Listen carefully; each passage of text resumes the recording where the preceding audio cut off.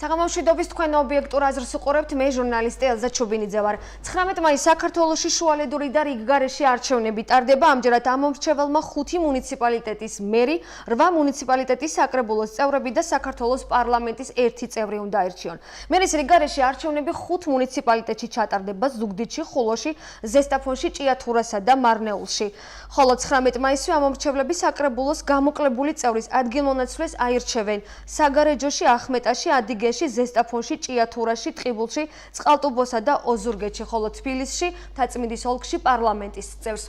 როგორი წინასაარჩევნო გარემოა ქვეყანაში, არის თუ არა თანაბარი პირობები, როგორია ფონი, ოპოზიცია ამბობს, რომ ყველას -1-ით ახლო სწორედ ქართული ოცნების დემონტაჟი იწყება, რომ ეს დასასრულის დასაწყისია. ქართული ოცნება კი აქაც რა თქმა უნდა რადიკალურად განსხვავებულ შეფასებას აკეთებს. ოცნების წარმომადგენლები ამბობენ, რომ მათი კანდიდატები რიგგარეშე და შუალედურ არჩევნებზე ყველა ოლქს წარმატებით მოიგებენ, ისევე როგორც 2020-ში საპარლამენტო არჩევნებს. დღეს ჩვენი გადაცემის თემა მოახლოებული რიგგარეშე და შუალედური არჩევნები იქნება. გადაცემის პირველი ბლოკის სტუმარი პარლამენტის უმრავლესობის წევრი კობა ლურსმანაშვილი. გამარჯობათ ბატონო კობა. დიდი მადლობა რომ მოგზავნით და მონაწილეობთ გადაცემაში. დავიწყოთ მანამ სანამ უშუალოდ ვისაუბრებდით თქვა კანდიდატზე, კონკრეტულ კანდიდატზე, რომელსაც თქვენ უჭერთ მხარს. როგორი გარემოა ბატონო კობა? ზუგდიდით მინდა დავიწყო საუბარი. ზუგდიდი ამ წუთში არის ყველაზე ცხელი წერტილი. ახლაც რამდენიმე საათის წინ კიდევ მოხდა დაპირისპირება საკრებულოში. თქვენ როგორ აფასებთ წინასაარჩევნო გარემოს ზოგადად საქართველოში? მე ვფიქრობ, რომ წინასაარჩევნო გარემოს თავისუფალი გარემოს ქონით დაინტერესებული არის ხელისუფლება და ყველაფერი კეთდება იმისათვის, რომ არჩევნებმა ჩაეროს 7 გარემოში და ყველას კონდეს თანაბარი შესაძლებლობები. თუმცა თანაბარი შესაძლებლობების ფონზე დამარცხება გარანტირებული აქვს ჩვენს ოპონენტებს, გამომდინარე იქიდან ის გადარჩენიათ მოაწყონ პროვოკაციები. ზუგდიდშიც და არა მარტო ზუგდიდში, ყველგან საარჩევნო ოლქებში საარჩევნო პროცესების დროს რაც ხდება, ეს არის თავიდან ბოლომდე პროვოცირებული ჩვენი ოპონენტი პარტიის მიერ, ძირითადად აქ გვევლინება ნაციონალური მოძრაობა ამრევის როლში, რადგანაც სხვა გზამათ აღარ დარჩენიათ. სანდრა უპირისპირდება იქ, ასე რომ ვთქვათ, როგორც ოცნება ამბობს, ოცნების კანდიდატი და ნაციონალური მოძრაობის კანდიდატი, რომელსაც ასევე გაერთიანებული ოპოზიცია უჭერს მხარს, არიან ძირითადი კონკურენტები. თქვენ ამბობთ, რომ ოპოზიციის მიერ არის პროვოცირებული ზუგდიდში პროცესები. ჩანაწერსთან დაკავშირებით რა სიტყვით ბატონო კობა? როდესაც არის ესეთი ფაქტები, ამ ფაქტებზე სისხლისამართლებრივი დევნა იწყება და შესაბამისად წყნარ მშვიდ ვითარებაში შეიძლება იყოს მიღებული გადაწყვეტილება გამოიკვეთოს ბრალეულობა. ჩვენ ძალიან კარგად ვიცით, რომ ნაციონალური მოძრაობის დროს მათი ხელისუფლების წარმომადგენლები, მათი ხელისუფლებაში მყოფი თანამდებობის პირები იდგნენ კანონზე მაღლა და მათ არავინ არაფერზე არ სჯიდა. პირიქით ჩვენ ვიცით მძიმე დანაშაულში მხილებული პირებიც კი იმ დროს სარგებლობდნენ პრივილეგიებით ან ვადაზე ადრეუშებდნენ საპატიმრო დაწესებულებიდან. დღეს ქართული ოცნება ესეთი საქმიანობით არ არის დაკავებული და იგი თავის წევრებსაც კი თუ ექნებათ გადაცდომა ან კანონის მიღმა ის მათი ქმედება იქნება შეფასებული როგორც კანონდარღვევა, თავისთავად ცხადია იქნება დასჯილი ყველაფერი, ვინც ასეთ საქმიანობაში იქნება მხილებული და დასაბუთებული თუ იქნება ეს.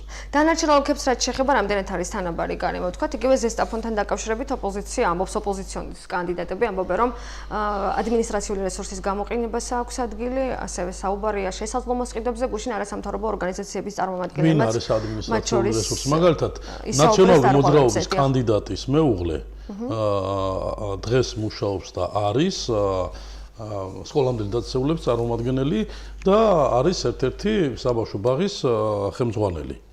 ანუ ადმინისტრაციული რესურსი, როდესაც აკეთებენ განაცხადს, ადმინისტრაციული რესურსის ძალიან დიდი ნაწილი არის იმდროინდელი დაკომპლექტებული, როცა ჯერ კიდევ ნაციონალური მოძრაობა იყო ხელისუფლებაში. მათგან ბევრმა შეაფასა ის პოზიტივები, რაც ქართული ოცნების ხელისუფლებაში მოსვლით მოხდა და ამიტომ ისინი იქცნენ ქართული ოცნების მხარდამჭერებად, მაგრამ გარკვეული ნაწილი არის ისევ თავისუფლება გვაქვს ჩვენ, არიან ისევ მხარდამჭერები სხვადასხვა პოლიტიკური ძალების, მათ შორის მათიც. ძალიან ხშირად მე ვხედავ, რომ ნაციონალური მოძრაობა აშანტაჟებს პირდაპირ გნებავთ ზესტაფონში, გნებავთ სხვაგან, აშანტაჟებს სახელმწიფო მოხელეებს და ცდილობს წარსულში არსებული ფაქტებით ან მაშინდელი მათ მიერ განხორციელებული პოლიტიკის ფონზე ამ ადამიანებს შეუქმნას უხერხულობები. ეს სწორედაც მათგან მოედინება ადმინისტრაციული რესურსის გამოყენების სურვილი მათ აქვს. ჩვენ არ გვჭირდება ადმინისტრაციული რესურსის გამოყენება, რადგანაც ადმინისტრაციული რესურსის წარმომადგენლებიც და არა ადმინისტრაციული რესურსის წარმომადგენლებიც ძალიან კარგად ვიცით, როგორ პოზიტიურად გვაფასებენ და გვიჭერენ მხარს ამ საარჩევნო ოლქებში. თქვენ ამ წუთში კონკრეტულად ზესტაფონზე საუბრობთ, უშუალოდ გაქვთ ამ მრჩეველთან შეხება, მოდით მაყურებლისთვის განმარტოთ. ზესტაფონში 16 კანდიდატი მონაწილეობს, რომლებიც და მუნიციპალიტეტის 55149 მომრჩეველმა ერთი უნდა ერჩიოს. ესენი არიან მოძრაობა სახელმწიფო ხალხისთვის დავით თხელიძე საარჩევნო ნომრით 1, ქრისტიან-დემოკრატიული მოძრაობა კახაბერ კიკნაველიძე საარჩევნო ნომრით 4, ერთიანი ნაციონალური მოძრაობა გაერთიანებული ოპოზიცია ბაქარ ხიჯაკიძე საარჩევნო ნომრით 5, დავით არხანმოურავი ირმა ინაშვილი საქართველოს პატრიოტთა ალიანსი ანზორ ნებიერიძე საარჩევნო ნომრით 8, თავისუფალი საქართველოს გოგი წოლაია საარჩევნო ნომრით 9, მოძრაობა თავისუფალი საქართველოსთვის ზვიად ბოლკაძე საარჩევნო ნომრით 21, ახალი ქრისტიან-დემოკრატები გელა სალუქვაძე საარჩევნო ნომრით 23, მოძრაობა სოციალური სამართლიანობისათვის ინგა კელენჯერიძე საარჩევნო ნომრით 24, პოლიტიკური პლატფორმა ახალი საქართველო კახაბერ მაჩიტიძე საარჩევნო ნომრით 27, თავისუფლება ზვიად გამსახურდიას გზა მანუჩარ სართანია საარჩევნო ნომრით 31, საქართველოს ძალოვან ვეტერანთა და პატრიოტთა პოლიტიკური მოძრაობა ნინა გოცაძე საარჩევნო ნომრით 33, ქართული ოცნება დემოკრატიული საქართველო გიორგი გოგლიჩიძე საარჩევნო ნომრით 41, საინიციატივო ჯგუფის მიერ წარდგენილი ვახტანგ რობაქიძე საარჩევნო ნომრით 42, ასევე საინიციატივო ჯგუფის მიერ წარდგენილი კახაბერ ზარნაძე საარჩევნო ნომრით 43. ეროვნულ-დემოკრატიული პარტია პაატა ბაკურაძე საარჩევნო ნომრით 38. სწორედ ვახტანგ რობაქიძე ბატონო კობა რადგან საუბრობთ დარღვევაზე, ვახტანგ რობაქიძე საუბრობს ერთ-ერთი კანდიდატი მერობის ზესტაფონის საარჩევნო ნომრით 42, საინიციატივო ჯგუფის მიერ წარდგენილი საუბრობს აი გუშინაც მან დარღვევებზე ისაუბრა ქუთაისში საიას ოფისში გამართულ შეხვედრაზე და აღნიშნა რომ აქვს ზეწოლას ადგილი ხელისუფლების მხრიდან. თქვენ თქვათ რა ინფორმაცია გაქვთ ამასთან? ამ პიროვნების მიმართ, ვისაც თქვენ ბრძანებთ კანდიდატია და სხვა კანდიდატების მიმართაც შემიძლია ვთქვა ერთი რამ. წარმოდგენილი კანდიდატებიდან სულ 2-3-ია ესეთი კანდიდატი, რომელსაც ზესტაფონი იცნობს. დანარჩენები, როდესაც ზეწოლებზე საუბრობენ, ზეწოლა საჭირო შეიძლება გაუხდეს ოპონირების რეჟიმში ვინმეს, როცა მათი რეიტინგი არის მაღალი. ჩვენი ხელისუფლება ზეწოლებით დაკავებული არ არის მაღალ რეიტინგული კანდიდატებისადაც არის იქაც კი, იმიტომ რომ შედარებით მაღალ რეიტინგულ კანდიდატებს ოპოზიციური პარტიებიდან თუ ხედავთ, ჩვენ მასზე გაცილებით მეტი შესაძლებლობები გვაქვს მხარდაჭერის თვალსაზრისით მოსახლეობის მხრიდან. რაში გვჭირდება ჩვენ დაუშვათ განვახორციელოთ რაიმე ფორმით უკანონოებები საარჩევნო პროცესების დროს. არ გვჭირდება ეს. მე შემოვიარე ფეხდაფეხ ზესტაფონი თითქმის ყველა სოფელში გახდით. სადაც მოსახლეობის უმრავლესი ნაწილი გამოსული იყო შეხვედრებზე. პრაქტიკულად მე შევხვდი იმდენ ამ მომრჩეველს, რამდენიც საკმარისია ქართული ოცნების გამარჯვებისათვის ზესტაფონის ოლქში. გამომდინარე აქედან, ჩვენ სრულებით არ ვეძებთ, ვინ არის ჩვენი ოპონენტების მხარდამჭერები, არ ვცდილობთ მათ გარკვევას, არ არის ჩვენთვის საინტერესო, ჩვენ ვმუშაობთ ჩვენ ამ მომრჩეველზე. ყველა მიხედავს თავის ამომრჩეველს, მაგრამ თვითონ ხედავენ ეგენი. იმდენად მცირეა მათი ამომრჩევლების რიცხვი, რომ პრაქტიკულად საარჩევნო პერიოდი, რომელიც 19-ში დასრულდა, ცდილობს ხელოვნურად დაძაბულს წინა საარჩევნო გარემო ამას ამბობს. ცხადია რა თქმა უნდა. სიცრუის ტირაჟირება, მათი კონტროლებადი ტელევიზიებიდან. ტელევიზიებთან დაკავშირებით ძალიან გთხოვთ. არა, ბოდიში ვიხდი, მე ისინი საუბრობენ, რომ მე არ ვსაუბრობ იმაზე, რომ ტელევიზიის მიმართ მქონდეს შენიშვნა. ტელეეთერებში მიდის საუბრები ამ ტელევიზიების საშუალებით ესენი ახდენენ სიცრუის ტირაჟირებას, რომ თითქოს იგებენ და ეხლა ხელისშემშლელი ფაქტორები არის მხოლოდ და მხოლოდ ხელისუფლება, რომელიც უკანონობით ცდილობს მათ შეჩერებას. რა აქვს შესაჩერებელი მათ? ხალხის მხრიდან არ არის მათ მიმართ თანაგრძნობა და დამოკიდებულება ხალხის მხრიდან არ არის ისეთი, როგორცაც წარმოაჩენენ. დამერწმუნეთ, დიდი ხანია ვარ პოლიტიკაში, ძალიან კარგად ვბრძნობ სიტუაციებს და დღეს საქართველოს ყველა მაჟორიტარულ ოლქში და მათ შორის ზესტაფონშიდაც ქართული ოცნების კანდიდატები დამაჯერებლად გაიმარჯვა. ანუ თქვენ ამბობთ, რომ გოგლიჩიძისადმი არის ძალიან კეთილგანწყობა ყოველ შემთხვევაში. რა თქმა უნდა. აი, რა სითხოს მოსახლეობა მაინც ბატონო კობა. ფაქტია, რომ შეხვედრაზე გამოსულ მოსახლეობას მაინც ყოველთვის აქვს პრობლემა, რაც თუნდაც უნდა რომ მოუგვაროს ქალაქის მერმა ამ შემთხვევაში თუ კი გოგლიჩიძე გახდება ზესტაფონის მერი. რა აწუხებთ უფრო მეტად? გაზიფიცირება, გზები, პრობლემა თითქმის იდენტურია ყველა რაიონში და რეგიონში. უფრო კონკრეტულად რა თქმა უნდა არის გაზიფიცირებაც. არის გზის პრობლემაც, მაგრამ ყველაზე მეტად არის კომუნიკაცია, რომელსაც ითხოვს მოქალაქეები, რომ მერიის კარები იყოს გახსნილი და შეეძლოთ მათ თავისუფლად ადგილობრივ თვითმმართველობას ეკონტაქტონ, თავიანთი პრობლემები მიიტანონ. ეს პრობლემა იყო აქამდე? ალბათ აქციებიც ახსოვს ზესტაფონის წინ.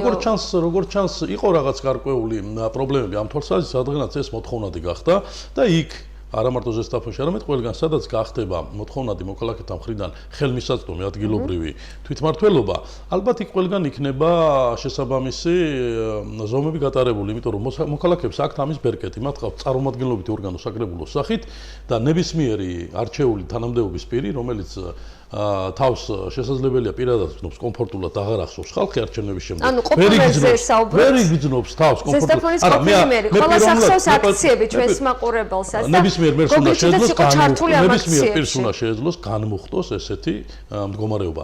მერად მხოლოდ და მხოლოდ კალმოსანი და ქაღალდოსანი არ უნდა ავირჩიოთ. მერი უნდა იყოს ლიდერი თავისი ბუნებით და ლიდერმა უნდა შეძლოს პოლიტიკური პროცესების მართვაც გარდა იმ დიდი ასე ვთქვათ, ინფრასტრუქტურული თემებისა, სოციალურ-ეკონომიკური თემებისა, რომელიც ადგილზეა, ლიდერმა უნდა მართოს პროცესები და ასეთ ლიდერს და მაგალითად ამ შემთხვევაში ანუ არ გაამართლა ოცნების ასე ვთქვათ იმედები, ამას ამბობ თქვენ ბატონო კობაკა. ახლა მაგალითად ვინც იყო ყოფილი მერი რის შემდეგაც მე თავს შევიკავებდი მასთან მიმართებაში, მე მირჩევნია მაგალითად გაცილებით მეტი დრო დაუთმო ოპონირების რეჟიმში მყოფ პირებს, მათ შორის მე შემიძლია ვთქვათ ბაქარ ხიჯაკაძე ვახსენო, რომელიც ერთდროულად მზად იყო ქართული ოცნების კანდიდატის ყოფილიყო და ნაციონალური მოძრაობის საბოლოოდ საიდანაც შესაძლებლობა მიეცა იქიდან ეყრაგენჭი. მე ვფიქრობ, აქ როდესაც მოლაპარაკებები მიმდინარეობდა ქართულ ოცნებასთანაც. ეს ნიშნავს იმას, რომ თუ კი ბაქარ ხიჯაკაძეს ქართული ოცნება შეთავაზებდა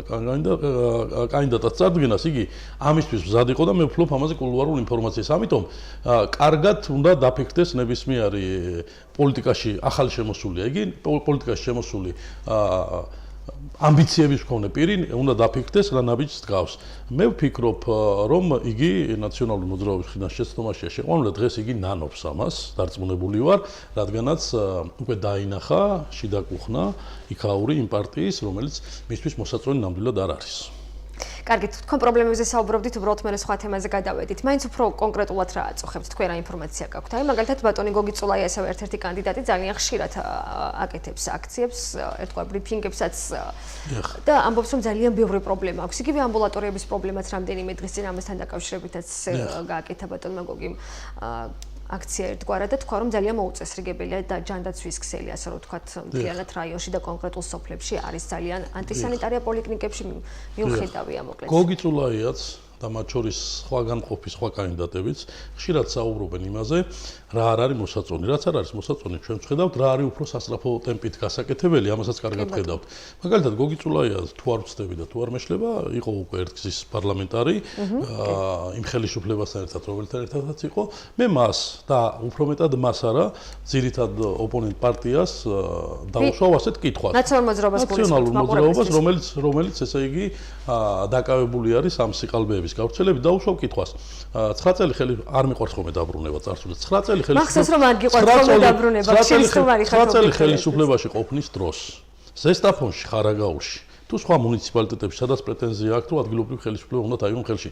წარმოადგინონ ციფრებით, რა თანხები აქვს დახარჯული. ზესტაფონში ერთი სკოლამდელი დაწესებულება თუ აუშენებიათ მთელი ხელისუფლებაში ყოფნის დროს. არ ვლაპარაკობ სხვა მასშტაბურ ინფრასტრუქტურულ პროექტებზე. ასევე ხარაგაულში თუ აუშენებიათ ერთი საბავშვო, არ გაუკეთებიათ ეს და დღეს როდესაც განაცხადს აკეთებენ, რომ იცით რა, ჩვენ თუ აი მეორედ მოსვლა გვექნება, მეორედ მოსვლას ეძახიან ეგენი თავის თავს ხელისუფლებაში მოbrunების შემთხვევაში, მეორედ მოსვლა თუ გვექნება, ამას ვიზამთ, იმას ვიზამთ. აღარ ჭირავს ამომრჩეველს ამის. შეიძლება დღეს ქართული ოცნების მიმართ პრეტენზია ჰქონდეს ამორჩეველს, მაგრამ უკეთესი პოლიტიკური ძალა უნდა დაინახოს, რომ მან საკუთარი მომავლისათვის ხმა და ნდობა გამოუცხადოს ისეთ პოლიტიკურ ძალას, რომელიც გათხრილი არ არის წარსულში, რომელიც არ არის მოქალაქეთა უფლებებისა და თავისუფლებების მაბურთავებელი ტალახში რომ იტყვიან. ასეთი იყო, ასეთები იყვნენ ისინი, ასეთი პოლიტიკა ჰქონდათ მათ ძალმომრეობითი და მოსახლეობა მათ უთხრა უარი ერთხელ, ამიტომ ნუ ექნებათ იმედი რომ დაბრუნდნენ ხელისუფლებაში. მე ვფიქრობ, რომ ქართულმა ოცნებამ ყველგან ღირსეული კანდიდატები წარადგინა. თვითონ იწვნია ბატონმა გოგლიჩიძემ იმ ძალადობრივ ადგილობრივი რეჟიმი თავის თავზე ის არასოდეს არ მოექცევა სხვებს და განსაკუთრებით მის ამომრჩევლებს, ისე როგორც მას მოექცა ნაციონალური მოძრაობა და იმდროინდელი რეჟიმი. ამიტომ გოგლიჩიძეც ისევე როგორც ჩვენ ზესტაფონში ყავს ასევე შესანიშნავი კანდიდატი საკრებულოს წევრობის წარმოდგენილი ნუგზარ ფერაძე, რომელიც ძალიან მაგრად პოზიტიური კაცია. მთელ სოფელს უყვარს და მოწონს. მე ვიყავი ასული იმ თემში, სადაც კენჭსიყრის ეს გახლავთ სანახშირის თემი, რომელიც რამოდენიმე სოფლისგან შედგება და მოსახლეობა გამოსული იყო და ამ კაცზე შეყვარებული, მის მიმართ პატივისცემით გამსჭვალული და როგორი გაწონოსწორებული ადამიანი. აი, მთელი წინასაარჩევნო კამპანიის დროს მას არ დაცდენია ერთი ძვირი თავის ოპონენტზე, რომელიც იქ არის ახალგაზრდა კაცის წარდგენილი, გვარიც არ მახსოვს, რომელიც დაკავებულია მხოლოდ და მხოლოდ ლანძღვით და არანაირი არსებითი, არანაირი პროგრამა, არანაირი მოსახლეობის მიმართ რიდი, არანაირი პატივისცემა მათ მიმართ. უპატივცემულობა არის ყველაზე ცუდი რამ, რასაც ისინი მოსახლეობის გვარები მაყურებლისთვის ზესტაფონის მე-13 მაჟორიტარული ოლქი 8 კანდიდატი აქვს წარდგენილი. ირაკლი გვალია მოძრაობა სახელმწიფო ხალხისთვის, თამარ კასრაძე ქრისტიან-დემოკრატიული მოძრაობა, გაგალაბაძე ერთიანი ნაციონალური მოძრაობა გაერთიანებული ოპოზიცია 5 ნომრით, ქრისტიან-დემოკრატიული მოძრაობა 4 ნომრით, სახელმწიფო ხალხისთვის 1 ნომრით, ნათია ხმიდიაშვილი ახალი ქრისტიან-დემოკრატები ნომერი 23, გოდერძი ჩარკვიანი მოძრაობა სოციალური სამართლიანობისათვის 24 ნომერი, პოლიტიკური პლატფორმა ახალი საქართველო ანა მოსაშვილი ნომერი 27 და ზაურ ქალდანი საქართველოს ძალოვან ვეტერანთა და პატრიოტთა პოლიტიკური მოძრაობა ნომერი 33.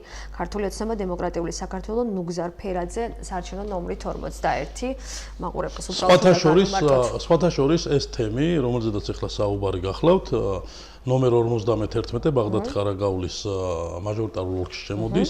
ამ მოსახლეობამ 2016 წელს დამიჭირა მხარი და მათგანაც ვიყავი არჩეული, 50%-ზე მეტმა დამიჭირა მხარი და ამ არჩევნების დროს ძალიან დიდი წვლილი შეტანილი ჰქონდა ბატონ ნუგზარ ფერაძეს, ისევე როგორც შემდგომ მუშაობის პერიოდში. როდესაც პრობლემებზე ვსაუბრობთ, აი გაზი ერთ-ერთი მთავარი პრობლემა იყო ამ თემში შემავალი სოფლებისათვის, რომელზედაც გადაწყვეტილება მიღებულია და უკვე დაწყებულია იქ საამშენებლო სამუშაოები ამ მიმართულებით, კიდევ უფრო მეტად გაგრძელდება და დაჩქარდება ტემპი, გზები ასევე დაწყებულია 2020 წლის პრიორიტეტებში და ჩასმულია საკმაოდ მასშტაბური გზის მშენებლობები. და სოციალური დახმარებები, ბატონო კობა, მე მისმის რომ ზოგადად მთლიანად ქვეყნის პრობლემა ძალიან ხშირად სოციალურად დაუცველი მოსახლეობა ჩივის, რომ სახელმწიფო მათ არასამართლიანად მოუხსნათ დახმარებები. ეს არის ძალიან ისეთი პრობლემა, ძირეული, თქვათ, ზესტაფონში იმ ოლქებში, რომელზეც თქვენ ახლა საუბრობთ, თუ არის ბევრი ასეთი მოსახლე და მათთვის ერთგვარად ინიციატივა ხომ არ იქნება, რამდენად დააჩქარებს, თავად სახელმწიფოც აღიარებს, რომ აქ არის გადასახედი, თუნდაც სისტემა, რომელიც არის გადასახედი. ჩვენ მიგვაჩნია, რომ თვითმმართველობის დონეზე ჩართულობა უნდა იყოს უფრო მეტი. მინისტრმა ბატონმა დავით სერგენკომ თავის დროზე განაცხადა კიდევაც, რომ ადგილობრივი თვითმმართველობის ჩართულობით უნდა მოხდეს ამ პროცესის შემდგომი წარმართვა. სამართლიანობა უნდა იყოს დამკვიდრებული აქ და რაც მთავარია, მოსახლეობას უნდა კონდეს განცდა, რომ თუ ეკუთვნის უნდა მიიღოს და თუ არ ეკუთვნის, დამაჯერებელი უნდა იყოს პასუხი მისთვის, რომ არ ეკუთვნის, ეს უნდა იყოს ახსნილი და მას არ უნდა დაჩნდეს იმის განცდა, რომ ვერ აეხსნა, რატომ ვერ მიიღებს ის სოციალურ შემწეობას. ზოგადად სახელმწიფოში ბიუჯეტიდან ჩვენ ცენტრალური ბიუჯეტიდან საკმაოდ დიდ თანხებს ვხარჯავთ სოციალური მიმართულებით, ჯანდაცვის მიმართულებით.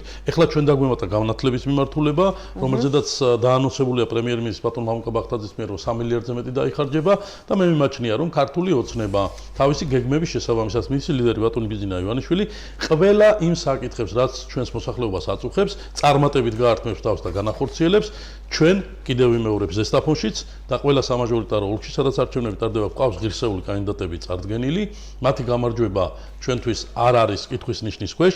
ჩვენ მათ უჭერთ მხარს, მე პირადად უცხადებ მხარდაჭერას ქართული ოცნების წარმოადგენელ ყველა კანდიდატს და განსაკუთრებით ზესტაფონლებს მიმართავ, რომ მხარი დაუჭირონ გიორგი გოგლიჩიძეს და ნუგზარ ფერაძეს, რადგანაც ისინი არიან ღირსეული ადამიანები. პრეტენზიებზე საუბრობთ თქვენ და მესმის რომ ყოველთვის გაცილებით მეტი, რა თქმა უნდა, პროტესტი და პრეტენზია და ასე რომ ვთქვათ, საყვედური მოსახლეობისგან მოდის ხელისუფლებაზე, იმიტომ რომ ხელისუფლება რა თქმა უნდა არის პასუხისმგებელი პროცესებზე. თქვენც ხომ არ ფიქრობთ, რომ მოიმატა ვთქვათ პროტესტმა და უკმაყოფილო მოსახლეობის რაოდენობა გაიზარდა? მესმის რომ კარგად ხვდებიან და კარგი განწყობით, იმიტომ რომ როგორც თქვენ ამბობთ, არ არის რეალურად სხვა ვინმე კანდიდატი, ვისაც არ აქვს გასრელი თქვენი სიტყვების ტიტრებას ვახდენ, გასრული ხელი ვთქვათ წინა ხელისუფლებაში, მაგრამ ზოგადად ხომ არ გეჩვენებათ, რომ უკმაყოფილება მიიმატა? მოსახლეობის პროტესტი შესაძლებელია გაჩნდეს დასაქმების კუთხით, რომ უფრო მეტი შევძლოთ. შეიძლება გაჩნდეს, რომ დაწყებული გზის მშენებლობა დროულად არ დამთავრდა მუნიციპალურ დონეზე, ან ცენტრალურმა ხელისუფლებამ რაიმე პროგრამა დაიწყო და ვერ განახორციელა, მაგრამ მოსახლეობის პროტესტი იმ კუთხით, რომ ქართული ოცნება ჩანაცვლებული იქნა სხვა უპასუხისმგებლო პოლიტიკური ძალის მიერ, ქაოსმა მოიცვას ქვეყანა, არეულობა მოიცვას ქვეყანა და ჩვენ იმ უსკულში გადავეშვათ, საიდანაც გამოვედით, რომელშიც ბევრი წლების წინ ვიმყოფებოდით, ამის მომხრე არავინ არ არის. ყველა სჭირდება 7 გარემო სამუშაო, რომ ღირსეულად არჩინოს თავისი ოჯახი და ელიან ამას, მრავალი წლებია ჩვენ ვცდილობთ მაქსიმალურად მეტი და მეტი შევძლოთ. მე შემიძლია გითხრათ ციფრები, რომ ბოლო წლების განმავლობაში მარტო ერთი პროგრამით, რასაც ქვია, აწარმოეს საქართველოში. ამ პროგრამით განხორციელებული თანაინვესტირებებით შეიქმნა სამუშაო ადგილები, რომელიც 17000 აჭარბებს. ხშირად ამბობენ ჩვენი ოპონენტები, რომ აი სად არის წაგვიყვანეთ, გვაჩვენეთ. ძალიან ბევრი შემიძლია დავპატიჟო და ვაჩვენო მათ, მათ შორის ხარაგაუში და ზესტაფონში და სახელმწიფო პროგრამებით დაფინანსებული სტარტაპები. თუმცა ჯერ კიდევ ძალიან მძიმეა სოციალური რა თქმა უნდა, ჩვენ ვაღიარებთ, ჩვენ პრობლემებს თვალს უსწორებთ და ვამბობთ, რომ არსებობს პრობლემები, მაგალითად, ხშირად ჩვენ ვხედავთ, რომ პოლიტიკურ თემატიკაში გადადის ისეთი საკითხები, რომელიც შეიძლება პირდაპირ ფორმით არ უკავშირდებოდეს ადგილობრივი ხელისუფლების უფლებამოსილებას. მაგალითად, ზესტაფონის თეატრის წინ ჩვენ ხშირად ვნახეთ ხოლმე განცხადებებს აკეთებდნენ პოლიტიკოსები, რომ იქ შესაბამისი ინფრასტრუქტურული პროექტი ხორციელდება, რომელზეც პასუხისმგებელი თავისუფალ გარემოში გამოვლენილი კონკრეტული კომპანია გახდათ. მან პასუხისმგებლობა თავის თავზე მის თავზე დაკისრებული პასუხისმგებლობა ვერ შეასრულა და ეს გახდა უკვე პოლიტიკური ნაწილი, რომელსაც იყენებს პოლიტიკური ძალები. აქვთ პოლიტიკური ძალების გამოყენების უფლება, მაგრამ რაკნას ხელისუფლებამ ჩაანაცვლა ესეთი უპასუხისმგებლო კომპანია იმით, ვინც ეხლა გააგრძელებს და დაასრულებს იმ პროექტს. პოლიტიკური პროცესები, ბატონო კობა, გუნდში მიმდინარე პროცესები, ეს რა არის? იშლება ოცნება, ოცნების დემონტაჟი და ვადამდელი საპარლამენტო არჩევნებიც აუცილებლად მინდა კითხოთ, მოვასწროთ უფრო სწორად ამაზე პასუხიც. თქვენ ამდენად ხედავთ საჭიროებას მოარული ხმები? ბიზნა ივანიშვილმა შესაძლოა მიიღოს გადაწყვეტილება თუ კი სადმე შუალედურ და რიგგარეშე არჩევნებს ეხლა წააგებს. ჩვენ არ ვხედავთ ამის საშიშროებას, არც ამის აუცილებლობას არ ვხედავთ და ვინც უშუალოდ ყოველდღიურ რეჟიმში სწორედ ამ თემებზე საუბრობს, ჩვენი პოლიტიკური ძირითადი ძალა გვყავს ნაციონალური მოძრაობა მხედრული, რომელიც სულ ამას ესე იგი საუბრობს, რომ აი ვადამდელი არჩევნები, აი ასე სად ნახა მან მასიურად გამწარებული ქართველები, რომელიც გამოვიდნენ ქუჩაში და თქვეს, რომ ეს ხელისუფლება უნდა წავიდეს და ვადამდელი არჩევნები ჩატარდეს. ის რომ ნიკანორ მელიას არ მოწონს ეს ხელისუფლება, ამის გამო ვერ ჩატარდება არჩევნები, შვიდათ იყოს ბატონი კოცირიძეც და სხვაებიც იქ. მარტო ნიკანორ მელიას არ მოწონს, ბატონო კობა ეს. ხო, მას არ მოწონს.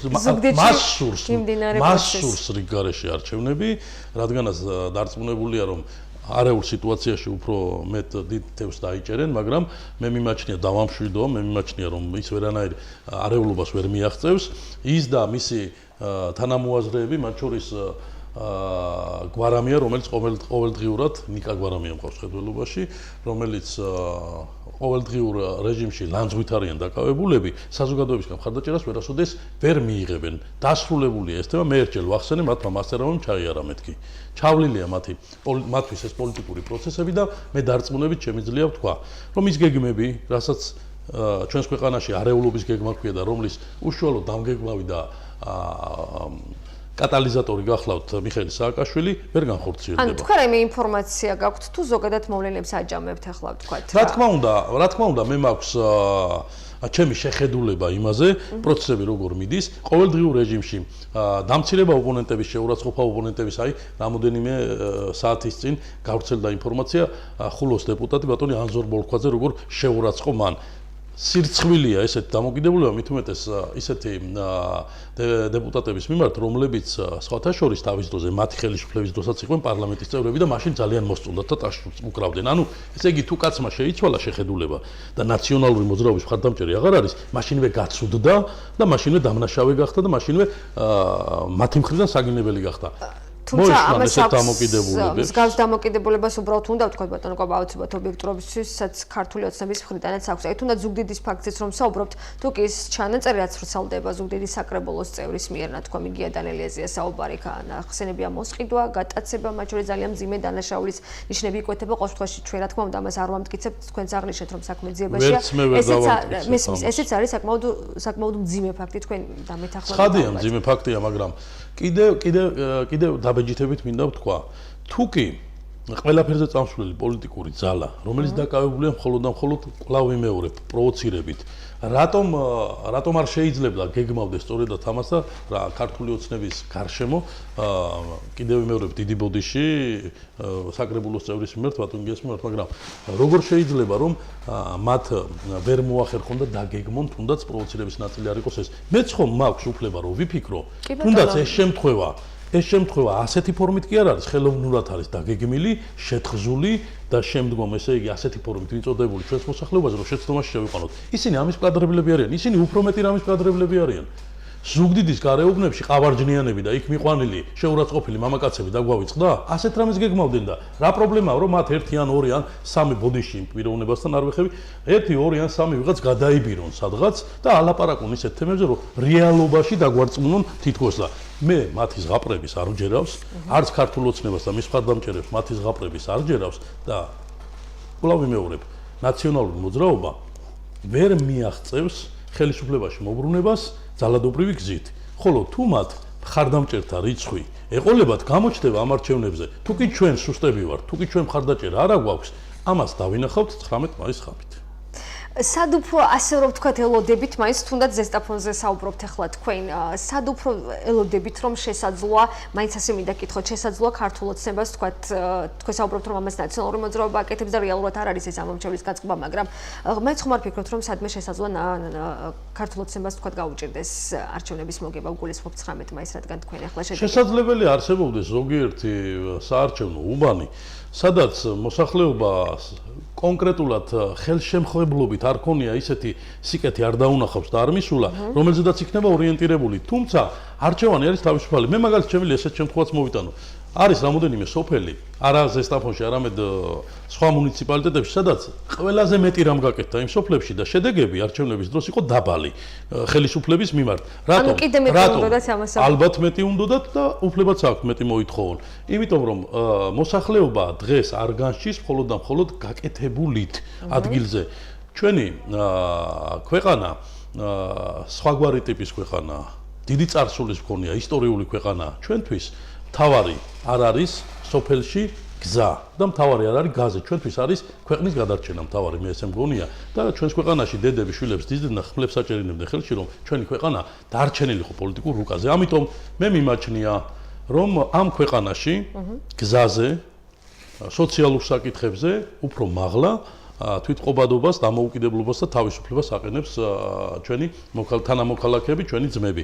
ამიტომ ქვეყანაში, სადაც ამას ყველაზე დიდი მნიშვნელობა ენიჭება, უნდა იყოს გამორჩეული ვაჟკაცობით და ღირსებით, რომ მოაწონოს თავი. თუ კი ასეთები არ არიან პოლიტიკურ ველზე, ისინი მხარდაჭერას ვერ მოიპოვებენ და ფაქტია, რომ გაკოტრებული პოლიტიკური ოპონენტები მხოლოდ და მხოლოდ დარღვევებზე საუბრობენ დღე და ღამე. მათი შეკრებილი რაოდენობრივი თვალსაზრისით ხარდამჭერი ჩვენ არსად გვინახავს. მაშინ, როდესაც 2008 წელს თვალებს გვაყრიდნენ 300.000 შეკრებილ, 300.000 ქართველს თვალებში გვაყრიდნენ, რომ თითქოს და ჩვენ არ ვიყავით რეალურად ის ადამიანები, რომლებიც ვითხოვდით ხელისუფლებიდან იმ დროს მიშა სააკაშვილის წასვლას. და დღეს მათ ჩვენონ ვინ ნიკანორ მელია რო გამოდის ზესტაფონის ქუჩებში და არ მოწოს ეს ხელისუფლება, ეს არის საფუძველი იმის, რომ ზესტაფონელებმა მხარი დაუჭირონ, მას ან დავით ბერძენიშვილმა გააკეთა რამოდენიმე დღის წინ განცხადება. დავით ბერძენიშვილი ზესტაფონელებისთვის ვინ არის, რომ მას დაუჭიროს მხარი ზესტაფონელმა და მისი გავლენით მისცეს ხმა დაუშვათ ამა თუ იმ კანდიდატს. ზესტაფონლებს მოწონთ გიორგი გოგლიჩიძე და ისინი აირჩევენ მას ამ თანამდებობას, რადგანაც გიორგი გოგლიჩიძემ ზესტაფონლებს დაუმტკიცა და დაანახა, რომ ის არის ღირსებით სავსე კაცი, მას აქვს უნარი, რომ იყოს ლიდერი ზესტაფონისთვის. კი ბატონო, ღირსების არჩევანი ასე ამბობს, აი ამ მოახლებულ არჩევნებზე ოპოზიციაც და ხელისუფლებაც და აი ბოლო 1 წუთი თქვენ კიდევ ერთხელ შეგიძლიათ მიმართოთ თქვენს ამომრჩეველს.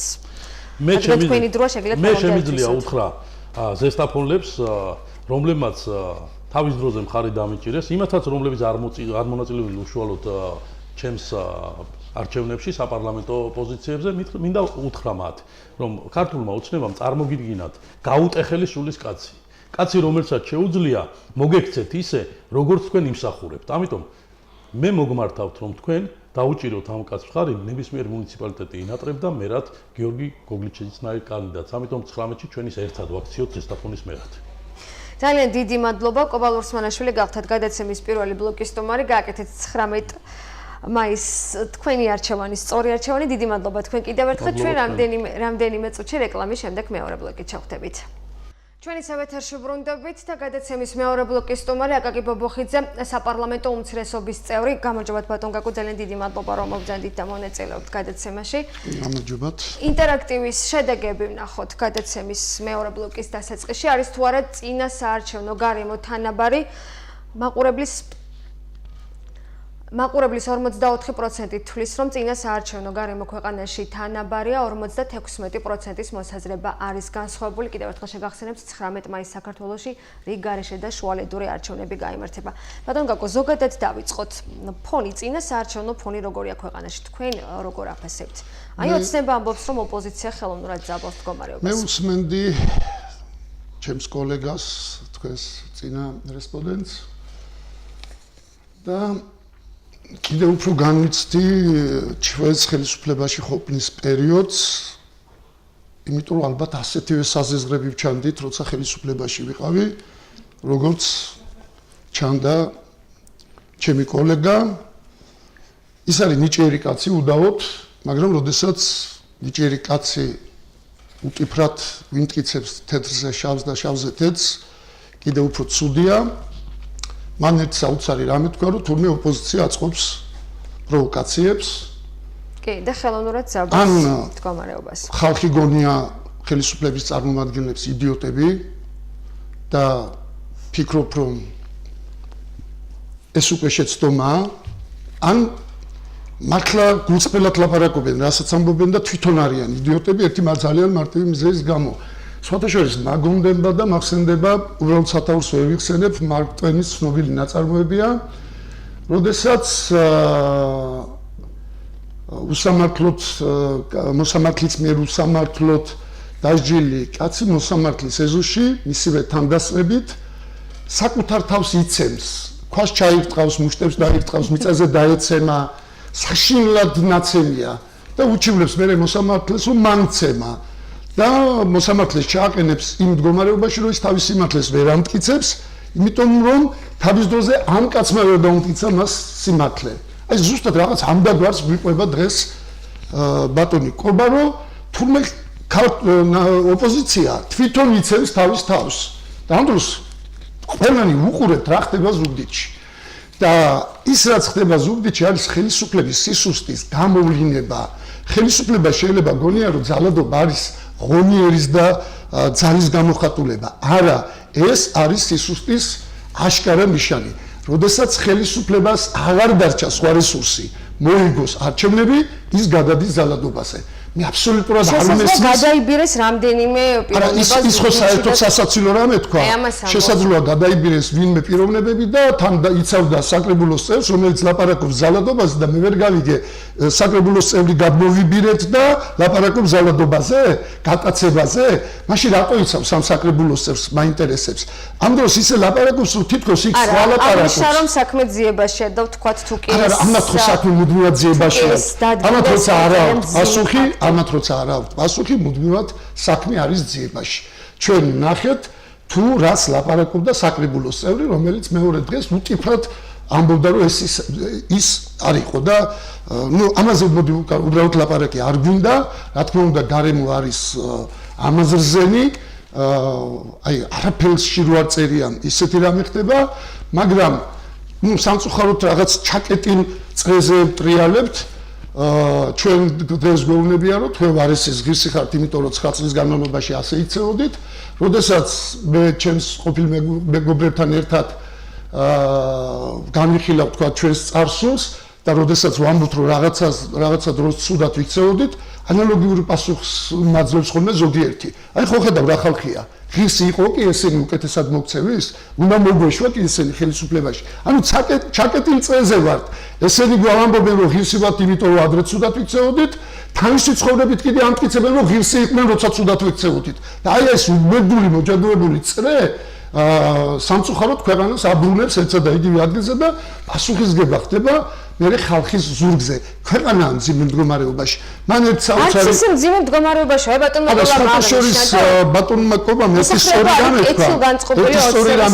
დიახ, მე სწორედ ამას მინდა ხაზი გაუსვა, მოსახლეობა იფურთხება, იწევლება, იდინება, მე მოდის რაღაც ნაწილი და აძლევს ხმას, მეორე დღეს ისევ აძლევს გინებას. ამიტომ მე ერთხელ მithქვია და კიდევ ერთხელ ვიმეორებ, რომ მოსახლეობამ ამ განზღვედინება შეწყვიტოს, ან ხმის მიცემა შეწყვიტოს და ძალიან ნიშანდობლივია ბატონი კობას სიტყვები, რომ დიახ, მანამ საანამ ხელისუფლება მოიგებს არჩევნებს, მიუხედავად იმისა, როგორი უკმაყოფილოც არ უნდა იყოს ხალხი ხელისუფლებას ყოველთვის ექნება სათქმელი, რომ ხალხს ის მოწონს. იმიტომ რომ არჩევნების შედეგი იქნება ამის დასტური.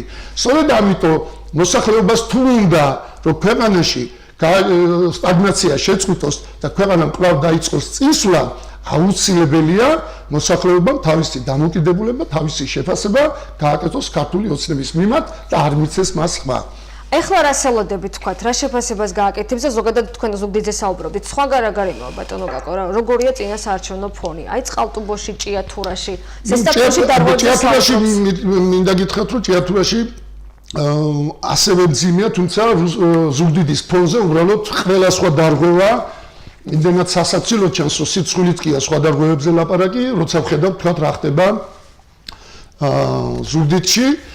თუმცა მიმაჩნია რომ ხელისუფლებისათვის ნებისმიერი მარცხი იქნება პირველი ბზარის გაჩენა და ძალიან მნიშვნელოვანი იქნება ოპოზიციის გამარჯვებას, რომელ რაიონშიც არ უნდა იყოს. დროა უკვე ივანიშვილის ხელისუფლებას მივაყენოთ სერიოზული მარცხი, დროა უკვე რომ ივანიშვილის ხელისუფლება მარცხი იწვიოს, თუნდაც იმიტომ რომ გონს მოეგოს უბრალოდ და არ იყოს გათავხედებული მუდმივი გამარჯვებებით, ორ გამარჯვებებით ჭყალებში, იმიტომ რომ ეს გამარჯვებები მას ძალიან ძვირი უჯდება და ეს გამარჯვებები არის ჭყალებში მხოლოდ შედეგიდან მეტი არაფერი. მაგრამ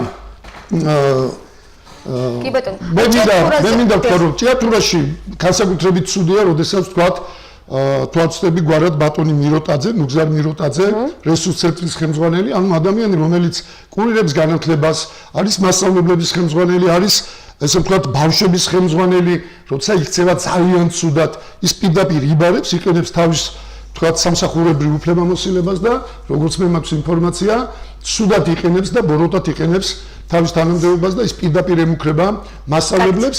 უბრალოდ გვარები უნდა დავასახელოთ ჭიათურაში მერობისთვის იბრძვიან მოძრაობა სახელმწიფო ხალხისთვის ირაკლი დემეტრაძე საარჩევნო ნომრით 1, ქრისტიან დემოკრატიული მოძრაობა თეიმურაზ სამხარაძე საარჩევნო ნომრით 4, თავისუფალი საქართველო ტატო ურუშაძე საარჩევნო ნომრით 9, მოძრაობა თავისუფალი საქართველოსთვის გიორგი ხაჭაპურიძე საარჩევნო ნომრით 21, ახალი ქრისტიან დემოკრატები მზია სამხარაძე საარჩევნო ნომრით 23, პოლიტიკური პლატფორმა ახალი საქართველო ანდრო მაღლაკელიძე საარჩევნო ნომრით 27, თავისუფლება ზვიად გამსახურდიას გზა ზიტა ადამიანს საარჩევნო ნომრით 31, საქართველოს ძალოვან ვეტერანთა და პატრიოტთა პოლიტიკური მოძრაობა ირინა ცერცვაძე საარჩევნო ნომრით 33, ეროვნულ დემოკრატიული პარტია ალექსანდრე კეზევაძე საარჩევნო ნომრით 38, ქრისტიან კონსერვატორები მანანა გოგიჩაძე საარჩევნო ნომრით 39, ქართული ოცნება დემოკრატიული საქართველო გივი მოდებაძე საარჩევნო ნომრით 41, საინიციატივო ჯგუფის მიერ წარმოდგენილი ზურაბ კუპატაძე საარჩევნო ნომრით 42, ასევე საინიციატივო ჯგუფის მიერ წარმოდგენილი დავით ჭუმბურიძე საარჩევნო ნომრით 43. ესენი არიან მერობის კანდიდატები და ჭიათურაში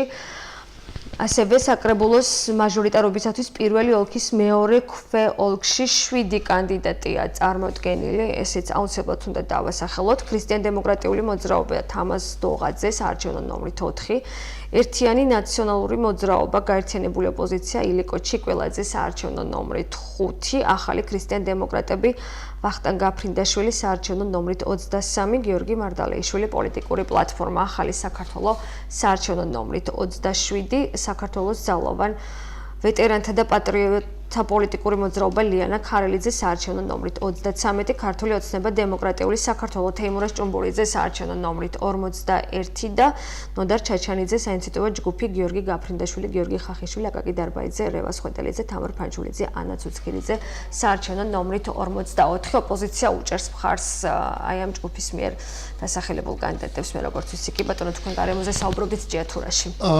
კიდევ ერთხელ ვიმეორებ, გარემო რა თქმა უნდა არის ძალიან ცუდი, მაგრამ მე იმედი მაქვს, რომ საქართველოს მოსახლეობა, იმ რაიონების მოსახლეობა, სადაც არჩევნები ტარდება, შუალედური არჩევნები, გაუძლებს წლებს, გაუძლებს ზეწოლას. განსაკუთრებით ამის მაგალითია წყალტუბოს ის თემი, გუმრინის თემი, რომელშიც კენჭიყრის ჩვენი კანდიდატი, ევროპული საქართველოს კანდიდატი ბატონი ზაურ ქაშიბაძე, ეს არის თემი, რომელშიც მეორე ტურში მოიგო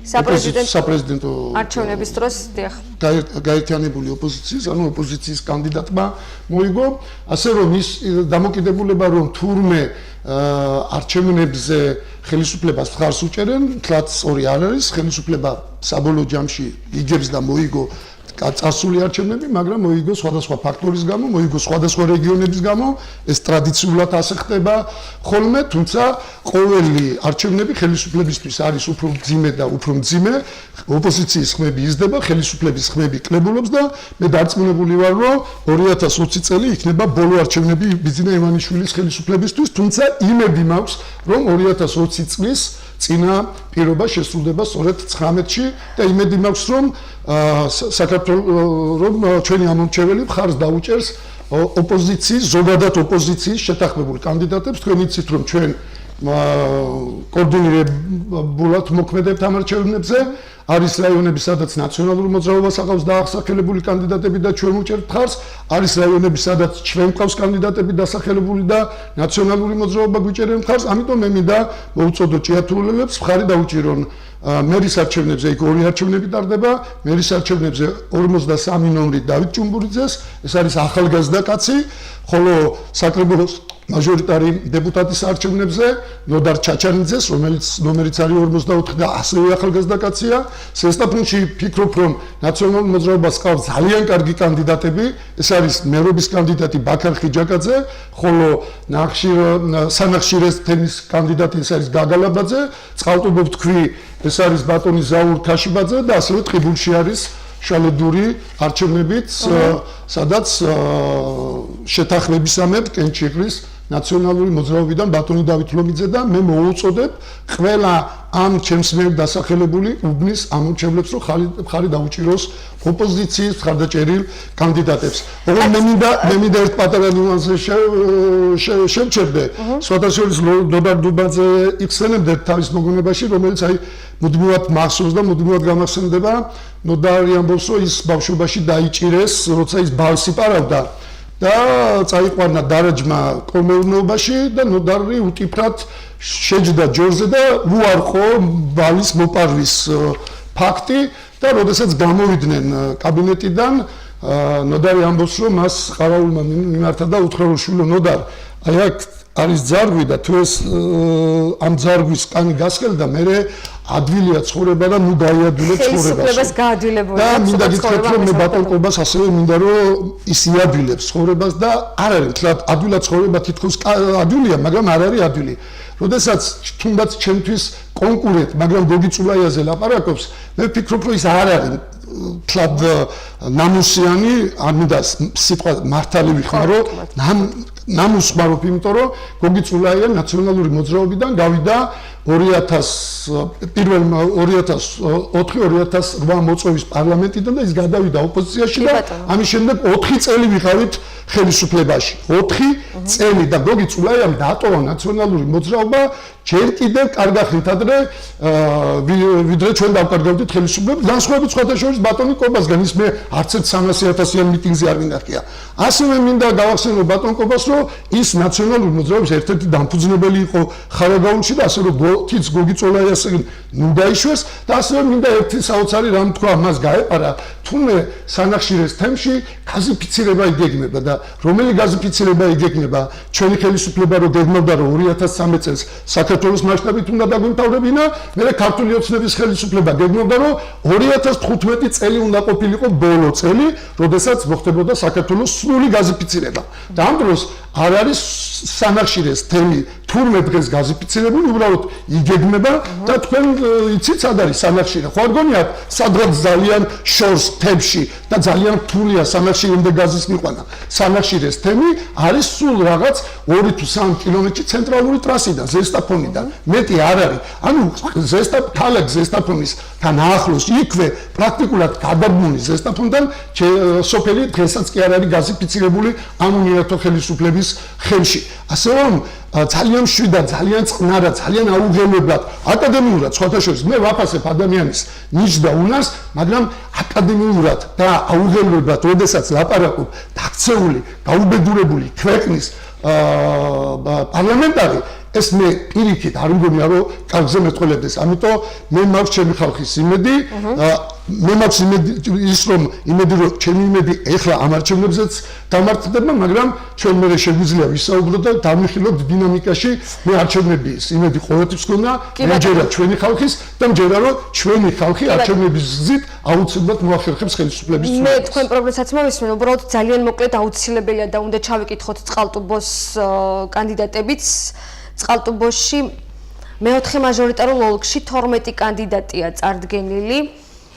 ესენი გახლავთ მოძრაობა სახელმწიფო ხალხისთვის, სოფიკო ხარაბაძე საარჩევნო ნომრით 1, ევროპული საქართველოს მოძრაობა თავისუფლებისათვის ზაურ ქაშიბაძე საარჩევნო ნომრით 2, ნიკა გაბუნია ქრისტიან-დემოკრატიული მოძრაობა საარჩევნო ნომრით 4, თავისუფალი საქართველოს მაკარი გელაშვილის საარჩევნო ნომრით 9, მოძრაობა თავისუფალი საქართველოსთვის ვახტანგ ძიძიგური საარჩევნო ნომრით 21, ახალი ქრისტიან-დემოკრატები დანიელ ჩხიკვაძე საარჩევნო ნომრით 23, მოძრაობა სოციალური სამართლიანობისთვის ამირან უგულავა საარჩევნო ნომრით 24, პოლიტიკური პლატფორმა ახალი საქართველოს თევნა შერგელაშვილი საარჩევნო ნომრით 27, საქართველოს ძალოვან ვეტერანთა და პატრიოტთა პოლიტიკური მოძრაობა ნინო გაგნიძე საარჩევნო ნომრით 33, ეროვნულ-დემოკრატიული პარტია აკაკი კილასონია საარჩევნო ნომრით 38, ქრისტიან-დემოკრატ კონსერვატორები ბესარიონ არველაძე საარჩევნო ნომრით 39 და ქართული ოცნება დემოკრატიული საქართველოს ომარ სინაურიძე საარჩევნო ნომრით 41. აი ძალიან მოკლედ რომ მითხრათ, ბატონ კაკო, წყალტუბოში თუ ხვდებათ, აი ზესტაფონზე იყო საუბარი და ოპოზიციასთან ერთად არასამთავრობო სექტორმაც გააპროტესტა, რომ აქვს გადაცდომას ადგილი, იყო საუბარი წყალტუბოსზეც. თქვენ უფრო დეტალურად თუ შეგიძლიათ გითხრათ რა ხდება წყალტუბოში და თქვათ თუ აქვს. იგივე ადმინისტრაციულ რესურსს ან რაიმე სახის სხვა დარღვევა. თუ ზუგდიდ შეშედარებით გაცილებით. კიდევ ერთხელ ვამბობ, მე პრაქტიკულად შეგვებული ვარ და შეჩვეული ვარ ამას, მათ შორის საპილოტო პროგრამით მოხდება ამასთან დაკავშირებით. საპილოტო საინტერესო ხდება, სხვათა შორის საპილოტო პროგრამით ელექტრონულად ხდება ხმის მიცემა, ადმინისტრაციული რესურსის განვითარება. გაიგებრობას ხო არ შექმნის ერთგვარად თქვენ რა ფიქრობთ? ცუდია ის, რომ მოსახლეობა ამის შესახებ ინფორმირებული არ არის, ცუდია რომ ამორჩეველს მოუწევს ამაზე გაცნობა უშუალოდ ხმის მიცემის დროს, მაგრამ არ არის რთული, არის ძალიან მარტივი პროცედურა, არაფერი განსაკუთრებული, ამიტომ მე იმედი მაქვს, რომ ეს მოსახლეობას არ დააბნევს, თუმცა კიდევ ერთხელ ვამბობ, რომ ცუდია, როდესაც ამის შესახებ არათუ ამორჩეველი, არამედ პოლიტიკურმა პარტიებმაც კი სულ რაღაც ერთი კვირის წინ გავიგეთ და ბუნებრივია რომ ვეცდებით და ვცდილობთ რომ დარჩენილი 3-4 დღის განმავლობაში მაქსიმალურად მივიტანოთ ამორჩევლამდე აი ეს წესი, რა წესითაც მოხდება არჩევნები. კი ბატონო, შედეგს როგორ ელოდებით და მე დინამიკაზეც ვისაუბროთ 2020 წლამდე. მოდი ესე ვთქვათ რომ ნებისმიერი ვინც მონაწილეობას ღებულობს შედეგს ყოველთვის ელოდება რომ შედეგი იქნება, თუმცა შედეგი რა იქნება და როგორი დადგება ამას გვაჩვენებს სულ რაღაც 3-4 დღის შემდეგ ჩატარებული. სად უფრო გაუჭირდება ხელისუფლებას? ხელისუფლებას მე ვფიქრობ რომ ყველგან უჭირს ხელისუფლებას, ოღონდ ხელისუფლებას აქვს ძალიან დიდი რესურსი. ხელისუფლებამ წააგო პირველი ტური სხვათა შორის კატასტროფულად წააგო აღნიშნულ თემში, გუმბრის თემში, საპრეზიდენტო არჩევნებში არა მარტო ჯამით მოუგეთ ჩვენ ევროპულმა საქართველოს და ნაციონალურმა მოძრაობამ, არამედ ნაციონალურმა მოძრაობამ მარტომაც კი თითქმის ორჯერ გაასწრო ქართულ ოცნებას. მაგრამ მეორე ტურში თითქმის თანაბრად დაჯდა ხმები, თუმცა მაინც ოპოზიცია მოიგო, მაგრამ აი როდესაც ბატონი კობა ლაპარაკობდა, რომ ჩვენ სად ვიყენებთ ადმინისტრაციული რესურსს, ბუნებრივია რომ მეორე ტური მოიგეს სწორედ ადმინისტრაციული რესურსის ხარჯზე. თუ კი ვინმე სადმე ამ სოფლიდან თუ წყალტუბოდან სადმე საქართველოს მასშტაბით ბათუმში, თბილისში, ზუგდიდში ვინმე მუშაობს და არა მარტო სახელმწიფო, არამედ კერძო სექტორში, მეორე ტურისთვის ყველა ჩამოიყვანეს. თუმცა მე ერთ რამეს უსვავ ხაზს, რომ როდესაც ვლაპარაკობთ, რომ ბიძინა ივანიშვილმა ხმები იყიდა, ბიძინა ივანიშვილმა ვერაფერიც ვერ იყიდა, ბიძინა ივანიშვილი ახლოსაც კი ვერ გაეკარა იმ ადამიანებს, ვინც პირველ ტურში ოპოზიციას მიცა ხმა. საიდან ვიცი? ელემენტარული არითმეტიკა აჩვენებს, პირველ ტურში ვინც დაუჭირა ვაშაძეს და პირველ ტურში ვინც დაუჭირა ბაქრაძეს ხმა, მეორე ტურში პრაქტიკულად პირდაპირ შეიკრიბა. ანუ ეს ადამიანები არ გაწყდნენ, ეს ადამიანები არ დაშინდნენ, ეს ადამიანები არ გაიყიდნენ, აბა რის ხარჯზე მოგვიგო ბიძინამ, მოგვიგო სწორედ ადმინისტრაციული რესურსის ხარჯზე. ვიმეორებ მეორე ტურში თუ კი სადმე ადამიანები, ხალხი რომლებიც აღდგომას მამის საფლავზე არ ჩამოდის, აი ახლა დარწმუნებული ვარ, რომ არჩევნებზე ჩამოვა. იმიტომ რომ მამასაც დაავიწყებენ, საფლავსაც დაავიწყებენ, რო არ ჩამოვიდეს და ოჯახსაც დაავიწყებენ ალბათ. ამიტომ რა თქმა უნდა ბუნებრივია, რომ ჩვენ ვეჭიდავებით ძალიან დიდ ძალას, რომელიც ვთქვათ უბრძანებს და თბილისიდან გამოუშვებს თქვა დასაქმებულ ადამიანებს. ჩვენს მომხრეებს არ შეუძლიათ, იმიტომ რომ ფინანსებთან არის ეს დაკავშირებული. ჩვენი მომხრეების ძალიან დიდი ნაწილი, იმიტომ რომ თურქეთში სეზონური სამუშაოებია, თურქეთშია გადახვეწილი, ან კიდევ უფრო არესი, კიდევ უფრო შორს და ბუნებრივია რომ ჩვენი ხმები აკლდება. მაგრამ ვიმეორებ, ამ ქვეყანაში პროცესები სამწუხაროდ, ოღონდ სამწუხაროდ იმიტომ არა, რომ ბიძინა ივანიშვილი დამარცხდება. სამწუხაროდ იმიტომ რომ ქვეყნის საქმე მიდის უკან, არ ქვეყანაში მიდის პროცესები ისე რომ ბიძინა ივანიშვილის დამარცხება არის გარდაუვალი. უბრალოდ მე ძალიან ვთქვით, ერთხელ იქნება ანალიზი გააკეთოთ, ამოიღოთ 2013 წელს, 2014 წელს, 2016 წელს და მე 2018 წელს ჩვენს მიერ მიღებული ხმების დინამიკა, სადღაც 250 თუ 70,000-დან ავედით 800,000 ხმამდე. ეს ნიშნავს, რომ ბიძინა ივანიშვილის დამარცხება არის გარდაუვალი. ოღონდ მე სახიფათო ტენდენციაზე და არა აი პოლიტიკოსისთვის არასწორ ტენდენციაზე მინდა, როდესაც აი თქვა ბატონმა კობამ დღეს ახსენა, რომ აი ვინ არის დათო ბერძენიშვილი, რომ ზესტაფონმა მას დაუჯეროს და მე ბოდიშევთი, მაგრამ ვინ არის კობა ლუსმანაშვილი ზესტაფონიშვილის, მაშინ ზესტაფონმა მას რატომ უნდა დაუჯეროს? ამ დროს ზესტაფონმა უნდა დაუჯეროს კობასაც, დათოსაც, კაკოსაც და უნდა დაუჯეროს ყველას, ვინც მართალ სიტყვას ეტყვის. მაგრამ ძალიან სიმპტომატურია, რომ დღეს კანდიდატის საარჩევნო კამპანიას ზესტაფონში სათავეში უდგას კობა ლუსმანაშვილი, რომელიც არ არის ზესტაფონის მაჟორიტარი დეპუტატი და ზესტაფონის მაჟორიტარი დეპუტატი ბატონი შალვა კიკნაველიძე, მე როგორც ვიცი, არც კი ჩანს ზესტაფონში. არ ვიცი რატო, ეს არის მათი შიდა ერთ-ერთი კანდიდატი დამოუკიდებელი საუბრობს ზეწოლაზე კიკნაველიძე. ხო, ეგ ცალკე თემაა, სხვათა შორის აი ეს 42 ნომერი თუ არ ვწდები, დამოუკიდებელი კანდიდატი რობაქიძე, რომელიც 1000-გვარ მომაკვდინებელ ცოდვაში დებს ბრალს ქართული ოცნებას ხელისუფლებას, თვითონ იყო ქართული ოცნების აქტიური მხარდაჭერი. მე ამას მის მინუსად კი არ ვამბობ, უბრალოდ როდესაც ეს კაცი ლაპარაკობს თუ რა ხდება ქართულ ოცნებაში, ეს არ ლაპარაკობს რაღაცა ორღობეში დაბნიჭორებს. ეს კაცი იმას ლაპარაკობს, რისი მოწმეც თვითონ იყო. ამიტომ ჩემი საზრით მას ამ ამბავში დაეჯერება და ეს არ არის კაცი, რომელიც ნაციონალური მოძრაობის წარმომადგენელი იყო, ნაციონალური მოძრაობის დონის პოლიტიკური თქვათ წინააღმდეგობა ქართულ ოცნებაში. ეს არის კაცი, რომელიც გუში წინიწევს ქართულ ოცნებას და ეს კაცი ლაპარაკობს ნარკოტიკების დარიგებაზე წინასაარჩევნოდ, ეს კაცი ლაპარაკობს კორუფციაზე, ეს კაცი ლაპარაკობს საშინელებებზე, ეს კაცი ლაპარაკობს ისეთ რამეებზე, რომელზედაც ჩვენ ევროპული საქართველო და ნაციონალური მოძრაობაც კი არ ვლაპარაკობთ. იმიტომ რომ ჩვენ არ აგვაქვს დამადასტურებელი ფაქტები, მაგრამ ეს კაცი არის წიაღიდან გამოსული. იმიტომ რომ ეს არის კაცი, რომელიც უბრალოდ შიდა კონფლიქტის გამო აღმოჩნდა სხვა ბანაკში. და ვიმეორებ, რომ ზოგადად ეს ხელისუფლება არის უცნაური ხელისუფლება. ეს ხელისუფლება ამბობს, რომ არ უნდა ხალხს დაბრუნება იმ 9 წელში, მოისმინეთ თქვენც და ეს პირველად არ გაჟღერებულა, ახლა მათ შორის ამ სტუდიაშიც. არ უნდა ოცნების ხელისუფლება ურჩევნიათ ნაციონალურ მოძრაობას. აი რატომ ისე მიდის თქვა საუბარი აქეთ ბატონ კაკო? მე მესმის რომ სხვა ოპოზიციური პარტიებია საუბარი 2020 წელს კიდევ უფრო სხვა გაერთიანებაზეც მაინც ნაციონალური მოძრაობა რატო ჭირდება? მოდი ესე ვთქვა რა. დღეს ბიძინა ივანიშვილი მისით უკმაყოფილო ადამიანებს მხოლოდ ერთი რამით იკრებს თავის გვერდით და მხოლოდ ერთი რამით აპურებს. მე როგორიც არ უნდა ვიყო, უნდა ამიტანოთ ან მოვა მიშა. ანუ იმას კი არ ამბობს, რომ ის გამოსწორდება და უკეთესი გახდება. არა, ის ჯერჯერობით ვიმეორებ, მაგრამ დადგება მომენტი, როდესაც მიშას კი არა ვერავის მოგრუნების შიში ვერ გააჩერებს ქართველებს ისე გამწარდება და ბიძინა ველიშვილს და მის ხელისუფლებას როგორც სასამდელი მიშა ისე როგორც ახლა მას ოცნება აწვდის ამორჩევას რამდენად რეალურია ბატონო გაკვა ეს მინდა სინამდვილეში კითხოთ იცით რა არის მიშა თუ დაბრუნდა ეს იქნება სინამდვილეში ქართული ოცნების ხელისუფლების პოლიტიკის შედეგი ანუ დიახ მოვა იმიტომ რომ ადამიანებში ყოველთვის არის ხოლმე ესე მეორედ მოსვლაც დაარქვა ოცნება ხო მეორედ მოსვლა სხვადასხვა მეორედ მოსვლა შეიძლება იქცეს სწორედ ოცნების წარმომადგენლებისთვის თუმცა ზოგადად მეორედ მოსვლები არ არის კარგი მეორედ მოსვლა მე არ გულისხმობ მიშას ან იმეს მეორედ მოსვლას ზოგადად მეორედ მოსვლები ანგარის სწორებების წრეზე ტრიალებთ ეს ხელისუფლება ვერ ამაღდა ეგ არის სწორედ უბედურება რომ ჩვენ რაღაცა სტანდარტი ცუდი დავაწესეთ, მაგრამ სამაგიეროდ სახელმწიფო მოვაწესრიგეთ და სხვა სტანდარტი ავამაღლეთ. ან ხელისუფლებამ ვერანაირი სტანდარტი ახალ სიმაღლეზე ვერ აიყვანა.